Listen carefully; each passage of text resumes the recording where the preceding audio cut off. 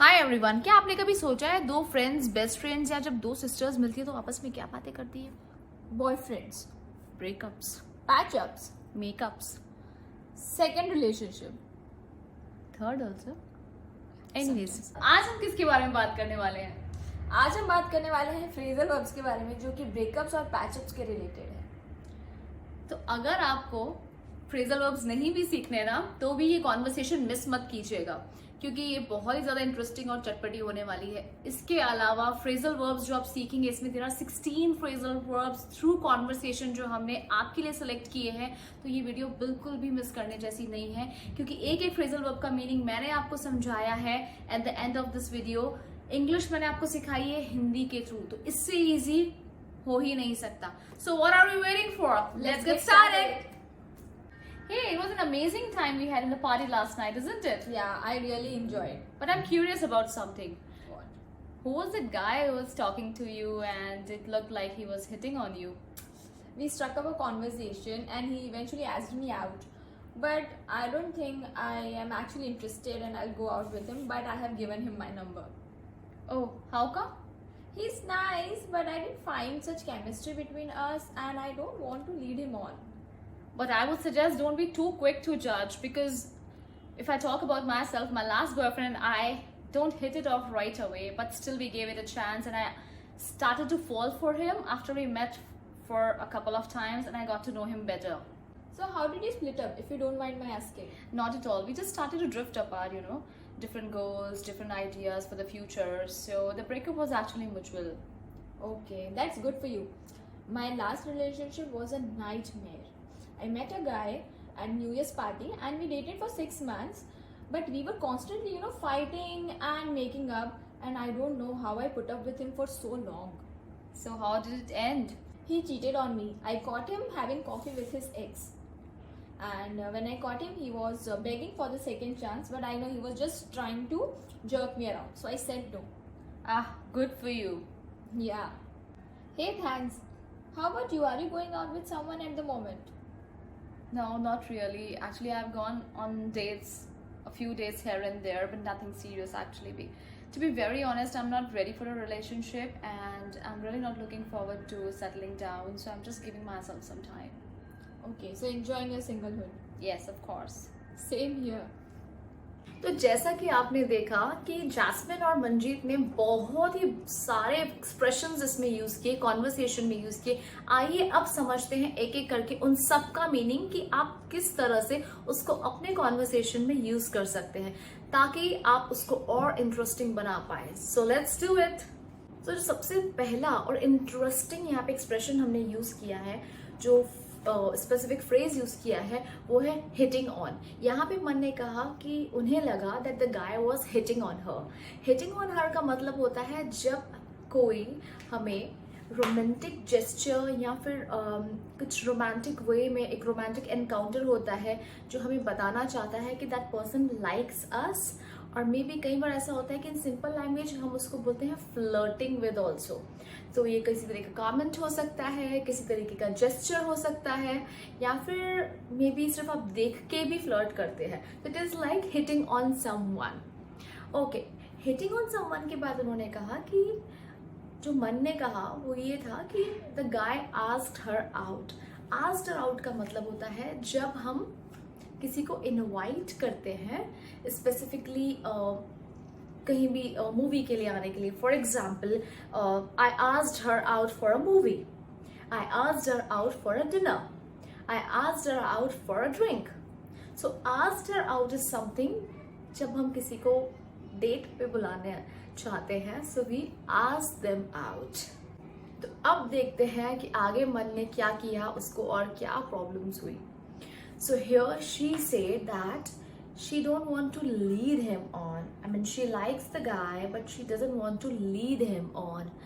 Lead him on का मतलब होता है, यहाँ पे वो ये कहना चाह रहे हैं कि वो उसको पसंद तो करते हैं पर वो उसको कोई भी फॉल्स होप्स या एक्सपेक्टेशंस नहीं देना चाहते।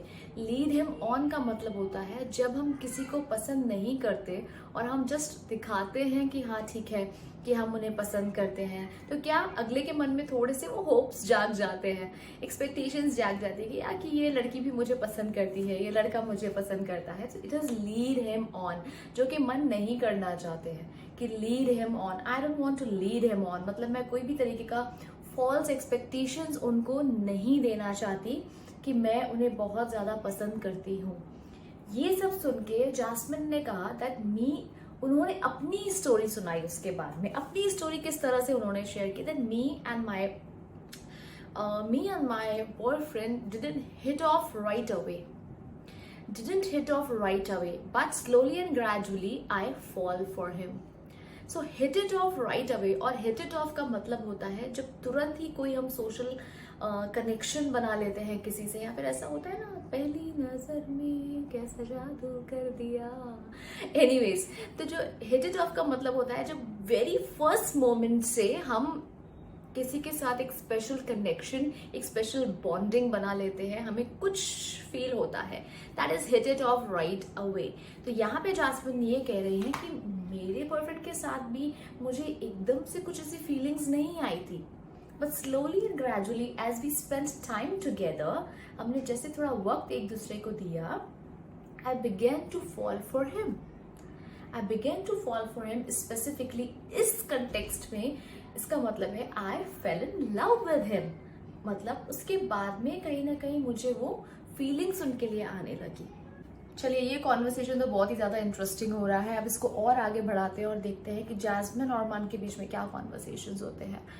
तो जो मन है वो पूछती है jasmine say that why she ended up with her last boyfriend, कि उन्होंने अपने लास्ट बॉयफ्रेंड के साथ रिलेशनशिप को क्यों खत्म किया। एंड जास्मिन क्या रिप्लाई करती हैं that they both drifted apart का मतलब होता है कि जब स्लोली एंड ग्रेजुअली हमें ये पता चलता है कि हम दोनों के डिजायर्स, गोल्स, आइडियाज, थिंकिंग सब कुछ अलग है। होता है ना कई बार ऐसा, हम किसी पर्टिकुलर रिलेशनशिप में होते हैं, काफ़ी टाइम तक हम साथ में रहते हैं, लेकिन उसके बाद हम ये जानने लगते हैं कि हमारा जो लेवल ऑफ थिंकिंग है वो हमारे पार्टनर के साथ मैच नहीं कर रहा, या फिर हम जो सोचते हैं उससे टोटली ऑपोजिट हमारे पार्टनर की सोच है। तो वहाँ पे होता है ड्रिफ्टेड अपार्ट, क्योंकि हम वो डिसीजन लेते हैं, डिसाइड करते हैं कि इस तरह से साथ में रहने से अच्छा है कि हम दोनों अपने अपने डायरेक्शंस में चले जाएं, हम लोग अलग हो जाएं। So that is drifted apart. So Jasmine ended the relationship with her boyfriend because they started to drift apart. However, Man ka relationship, it lasted for 6 months and it was a nightmare. Nightmare का मतलब होता है एक बहुत ही बुरा डरावना सपना। So nightmare is something which is really terrible, जो कि बहुत ही ज्यादा खराब या बुरा होता है। They both state for approximately 6 months, जिस टाइम पे उन 6 महीने के टाइम पे भी उनकी सिर्फ लड़ाइयाँ ही होती थी। They were constantly fighting and making up. So making up का मतलब क्या होता है? मेकिंग अप का मतलब होता है जब बहुत सारी लड़ाई झगड़े करने के बाद भी आप चाहते हो कि नहीं ये रिलेशनशिप वर्कआउट कर जाए, या बहुत सारे हमारे बीच में फाइट्स होती हैं, उसके बाद भी हम कहीं ना कहीं उसको एफर्ट्स डाल के सॉर्ट कर लेते हैं, सॉल्व कर लेते हैं। दैट इज मेकिंग अप, कि हम वापस से उस रिलेशनशिप को अच्छे से मेंटेन कर लेते हैं। सो Man's story is like she was having a constant fight with a boyfriend, but still she was making up. But now she is wondering, अभी वो सोच रहे हैं that how she was able to put up with that guy. How she was able to put up with that guy का मतलब क्या होता है? अगर हम बात करें put up with him, यहाँ पे जिस तरह से यूज किया गया है, put up with him का मतलब होता है कि बहुत ही ज्यादा एक मुश्किल सिचुएशन, बहुत ही ज़्यादा डिफिकल्ट सिचुएशन में कंटिन्यूसली रहना, बहुत ही ज़्यादा मुश्किल सिचुएशन को बर्दाश्त करते रहना। So man is saying that how I was able to put up with him for so long, कि मैं इतनी मुश्किल सिचुएशन में किस तरह से उसके साथ इतना टाइम भी रह पाई। So put up with him का मतलब होता है कि बहुत ही ज़्यादा डिफिकल्ट सिचुएशन में भी किसी के साथ मैनेज करके रहना, या किसी को मैनेज करना किसी के साथ में। यहाँ पे तो बहुत ही ज़्यादा ट्विस्ट है। नाउ मन के बॉयफ्रेंड को एक दूसरा चांस चाहिए, और यहाँ पे एक बहुत ही ब्यूटीफुल एक्सप्रेशन मन ने यूज़ किया है he was trying to jerk around.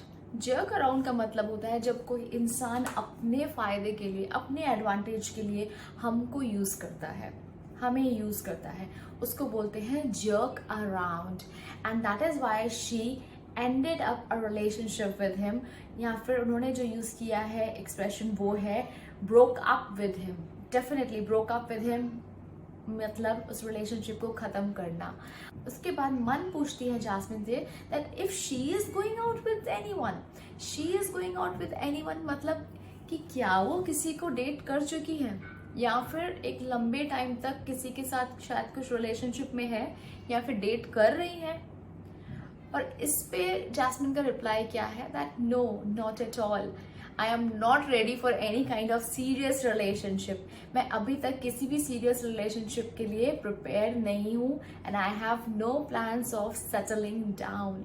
Settling down का मतलब होता है जब हम कंप्लीटली प्रिपेयर होते हैं, रेडी होते हैं एक अच्छे से रिश्ते की शुरुआत करने के लिए और उसको एक बहुत ही ब्यूटिफुल लाइफ देने के लिए। सो शी सेज, जास्मिन बोलती हैं that I am not ready to settling down yet. That means मैं अभी तक प्रिपेयर्ड नहीं हूँ एक नए रिश्ते की शुरुआत करने के लिए। आपको पता है आपने अप्रॉक्सीमेटली 13 to 14 नए एक्सप्रेशन आज सीखे हैं स्टोरी के थ्रू, और आप मुझे ज़रूर बताइए कमेंट सेक्शन में कि कौन सा वाला एक्सप्रेशन आपको सबसे ज़्यादा अच्छा लगा और आप यूज़ करने वाले हो। ऑल्सो सारा का सारा डायलॉग्स नीचे डिस्क्रिप्शन में मैंने दिया हुआ है, लिंक्स हैं, वर्कशीट्स हैं, क्विज है, जाओ यार अभी और उस पर क्लिक कीजिए, प्रैक्टिस कीजिए, और मैं वापस आऊंगी एक नए कॉन्वर्सेशन के साथ।